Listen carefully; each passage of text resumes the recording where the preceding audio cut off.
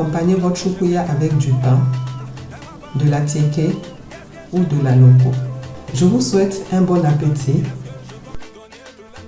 Likez, partagez. Ne soyez pas seulement de passage, abonnez-vous, activez les notifications pour recevoir de nouvelles vidéos. Et je vous dis à très bientôt.